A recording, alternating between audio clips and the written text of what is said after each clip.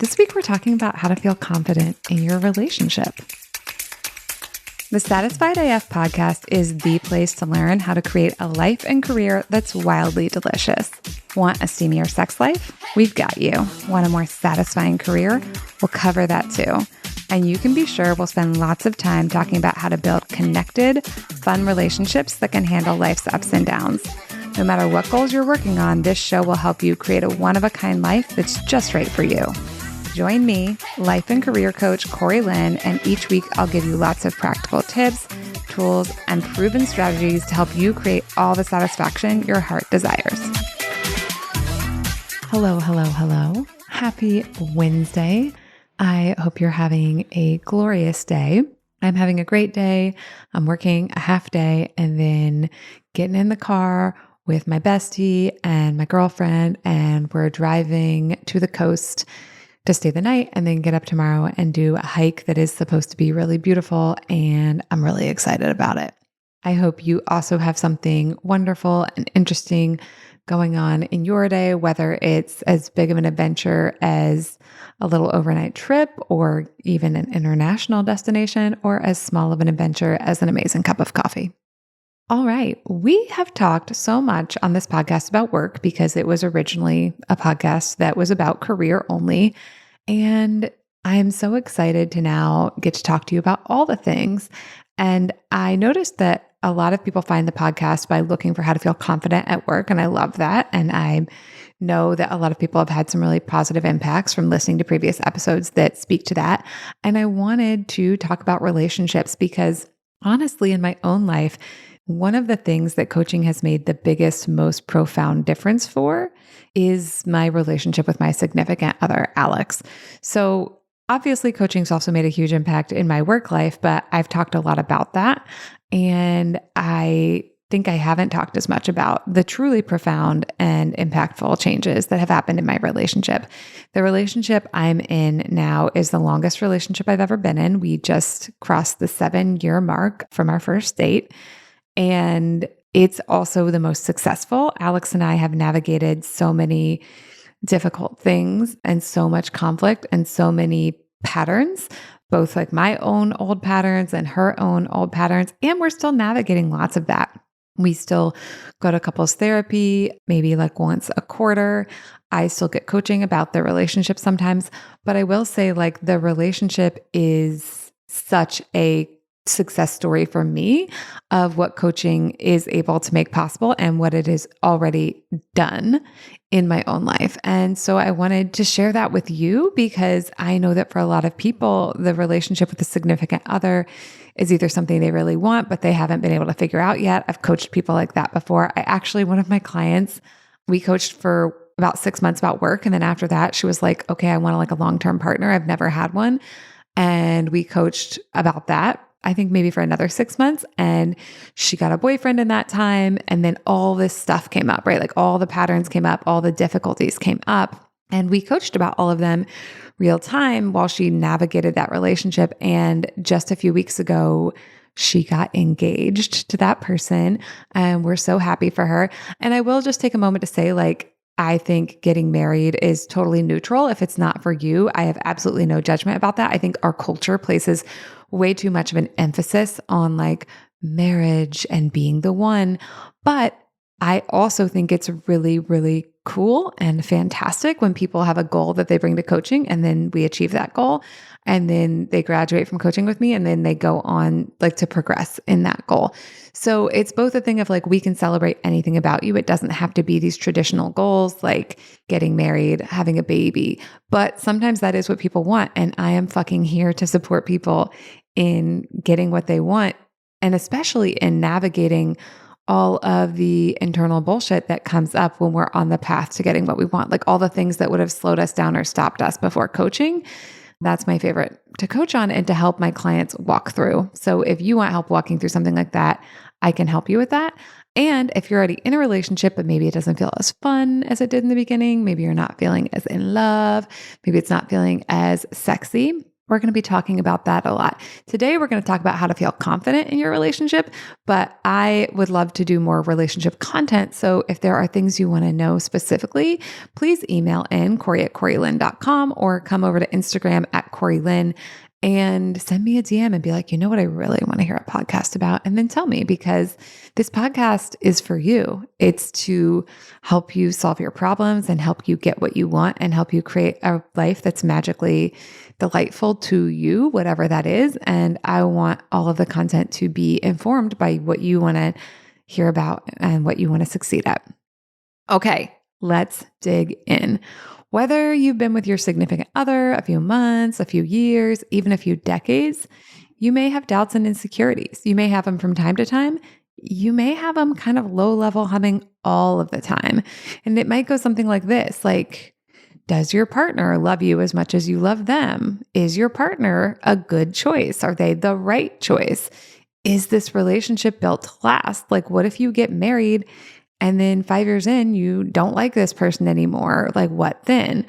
And if you want to shift those lingering uncertainties into confidence and enjoy your relationship more, that's what we're going to talk about today. And to give you a little bit of a table of contents, the things that we're going to dig into are 1, why you don't feel confident in your relationship; 2, where confidence in your relationship actually comes from; 3, how to build a sense of confidence in your relationship; and 4, when to invest in building that confidence and when not to, because confidence isn't always the answer. Sometimes other changes and things need to be made or happen. Okay, so let's dig in. Why don't you feel confident in your relationship? So a lot of people here are like, well, I don't feel confident in my relationship because of whatever my significant other is doing. Like, I don't like it when they do this. I don't like it when they say this. They don't text me back fast enough. They don't call me. They don't remember the things I say. All of those things are real, and they may be things you actually want to address with your partner. But when it comes to your feelings and whether you feel confident or not, a lot of that is an inside job. And what I mean by that is a lot of that's going to be framed through the lens of your thoughts and perspectives about yourself, about the other person, and about being in a relationship. I talk sometimes about how thoughts have useful information in them, right? Like if we're worried and we want to stop worrying, we might first write the worries down and pull out the useful content and then see which of that useful content we actually want to address. But we don't want to just keep worrying all of the time. Probably it's not very helpful. It's not very enjoyable. So we're going to do a similar thing with confidence in our relationship. Like, get a piece of paper and write down, why don't I feel confident in my relationship? And then dump out all of your thoughts. And what you're going to do is you're going to find out, is it thoughts like, I can't trust them to love me enough. Everyone abandons me. They probably don't like me. Or is it thoughts like, I don't think we're a good fit. We don't seem to be compatible. I'm really struggling to get along with them. Those are very different kinds of insecurity. Those are very different kinds of doubt. Those are very different kinds of non-confidence, basically. And so what we want to do first is we want to mine your current feelings to see what they're telling us about you, about your beliefs, about the other person, and about the relationship. To give you an example from my own relationship, in the beginning, I remember telling a friend that Alex wouldn't text me back during the day, right? Because she was at work. I was also at work. I worked in corporate IT at this time. But I checked my phone a lot. And so sometimes I would feel insecure. I would feel doubt. I would feel not confident because of the amount of hours in between hearing from her. So that is a great example because the neutral information there, the fact is it maybe took her 10 hours to reply back to a text message because she didn't reply during the day. And then my brain could take that and either make that mean she doesn't like me, I'm not important enough, she doesn't care. Or my brain could be she's busy, she's at work. So that's an example where the factual information, there was nothing disrespectful happening. It was not something that actually affronted my values. I just wasn't getting a level of reassurance. And so in that lack of the level of reassurance that my brain, decided it wanted, I was kind of telling scary stories about maybe she doesn't like me. Maybe this is dangerous. I should bail out, blah, blah, blah. So that's a great example because my friend was don't overthink it. She has a job. She works hard. She likes you. Look at the other data. She makes plans with you. She texts you back after work hours. Like my friend was basically like, don't get it twisted, like chill the fuck out, which was great advice, right? Because I took that advice and then my relationship with Alex progressed. We've navigated tons of challenges and we're in extremely happy relationship of a little bit over 7 years now. At this point, we have a very secure relationship and I feel very connected to her. And I feel very confident both in like the relationship and hers and mine ability to show up to the relationship, our ability to navigate conflict. And some of that is because of the things that have happened. Some of that is because of the facts. Like I've seen us navigate conflict well before, but a lot of it is also because of the perspectives that I choose to have about the relationship. I choose to believe that I'm safe here. I choose to believe that she loves me. I choose to believe that like this is a good place to be. And then I get to enjoy the benefits of that perspective. Now, as we talk about all the time, basically every episode, this is not an invitation to gaslight yourself. When you look at why you don't feel confident in your relationship, it's going to be a very specific thing, right? It's going to be your specific thoughts. And when you dig into those, you're going to find out like, is this an insecurity thing where I want to feel confident in this relationship and I'm just like struggling to build that sense of secureness? Or is there like a problem here? Is there an incompatibility here that I actually don't want to feel confident in this? Or like I'm struggling to feel confident, but like that's not going to solve the actual problem. Now, if you've decided you do want to invest in building confidence, and we'll get a little bit more into when to invest or not a little bit later, but let's just say like you've decided you do want to invest, how do you even do that and where does it come from? So some of it is going to come from the data, the real data about the relationship, like the data I talked about with Alex, the data I've observed about how she shows up to the relationship, how she cares for me, how I care for her. Some of it is going to come from that. But that alone will not make you feel confident in your relationship. What you also have to do is you have to think thoughts and choose perspectives that cultivate that sense of confidence that you want, right? And what that means is market to yourself, sell it to yourself. Now, this is where we want to be careful because anytime we're selling something to ourselves, we got to make sure like we're selling something that is aligned and makes sense.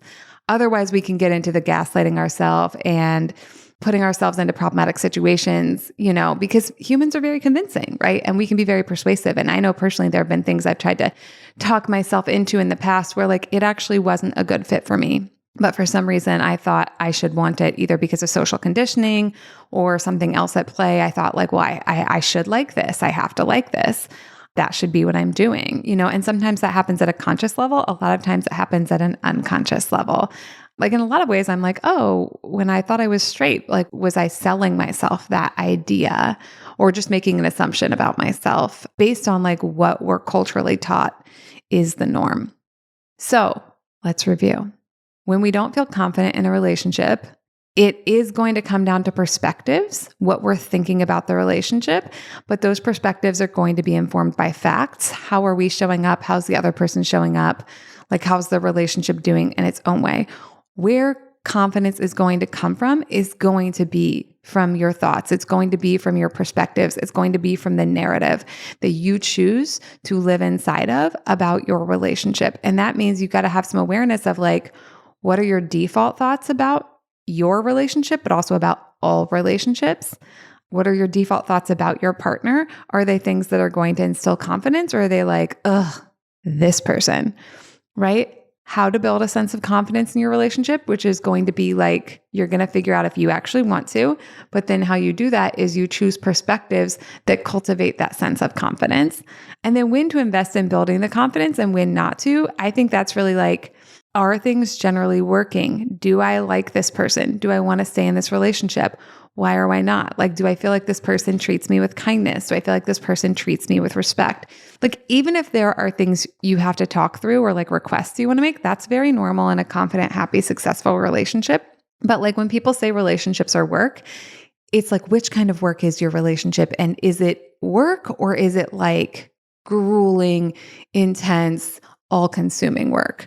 Because yes, a long-term, happy, sustainable relationship that you feel confident in, it's going to require effort, but it should not feel like walking across hot coals, right? Or like crawling across a desert. And sometimes when we say or we believe the idea that relationships are work, then we sign ourselves up for kind of like an extraordinary amount of work and kind of like that self-gaslighting, that bending over backwards, trying to make it happen. So I think like when it comes to feeling confident in your relationship, the number one thing is this actually where you want to invest in confidence?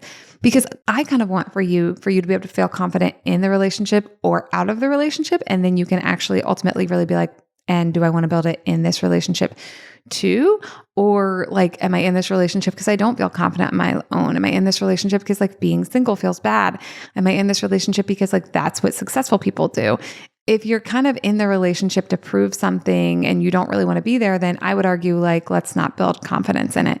So ultimately, like it's really about building confidence in yourself, which is kind of always true, right? If we're feeling more confident at work, we're building our confidence in ourselves and our capacity to handle things and our capacity to negotiate and ask for what we want and set boundaries and build relationships and do excellent work. And it's the same in a relationship.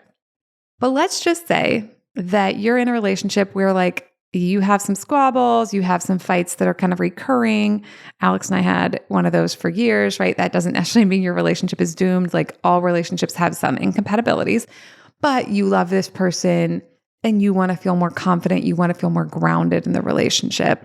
Then it's really going to come down to the perspectives you choose. And that's also where you're going to find out like what things did you bring into the relationship and maybe what things did your partner bring into the relationship? What are the beliefs you brought in about like what it means to love someone? What are the beliefs you brought in about like what it means to matter, what it means to be valued? And then a lot of times what we are doing in coaching is breaking down old beliefs that are blocking us from getting what we want and then cultivating new beliefs, right? So for instance, with Alex and like her not texting me back during the day, I got to decide, is this a deal breaker? I decided, no, it's not. And so then it's like choosing like she respects and cares about me and it's a fine way to act to not respond during a work day because like people are busy. If she didn't respond to me outside of work hours, like then I might have come and said like, hey, like let's talk about our communication or something like that. Or I might have decided it wasn't a good fit. But it's like, can we frame what's happening within a lens of something we can feel confident about? And if there is some kind of situation that you're like, I don't really want to feel confident about this, but I want to feel confident about the relationship. It's then like, can we build confidence in our ability to navigate that situation with our partner? Can we build confidence in our belief that like, it's worth it to tell the truth and to learn to tell the truth skillfully and with kindness? Because that's also how we come closer together and build a relationship with more compatibility.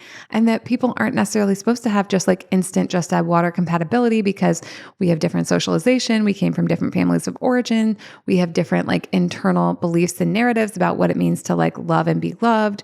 There is so much that happens in relationships specifically where there are all these cultural assumptions, and a lot of the cultural assumptions we might choose anyways. Like we live in a culture that has the cultural assumption of heteronormativity. So I used to exist in that and then I exited that and came to queerness.